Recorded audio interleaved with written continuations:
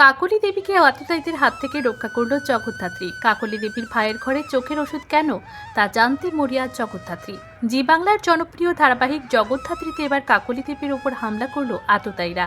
রাতের অন্ধকারে কাকলি দেবীর ঘরে তিনি একাই ছিলেন, আর সেই সুযোগে কিছু আততায়ীরা তার উপর ছুরি দিয়ে আঘাত করবার চেষ্টা করে।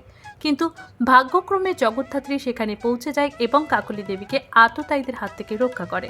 অন্যদিকে কাকলি দেবীর ভাইয়ের ঘরে চোখের ওষুধ থেকে সন্দেহ হয় জগদ্ধাত্রীর, কারণ তার ভাই তো চোখে দেখতে পায় না। তাহলে তার ঘরে চোখের ওষুধ কি করছে? অন্যদিকে তাহলে কি তার ভাই রয়েছে এই সব কিছুর পেছনে? কাকলি দেবীর ওপর হামলা করার জন্য লোক পাঠিয়েছে কে, জানতে মরিয়া জগদ্ধাত্রী। কাকলি দেবীর ওপর কে হামলা করছে বারবার, শেষ অবধি সত্যি পৌঁছাতে পারবে তো জগদ্ধাত্রী? জানতে হলে দেখুন জগদ্ধাত্রী প্রতিদিন সন্ধ্যে 7টায় শুধুমাত্র জি বাংলার পর্দায়।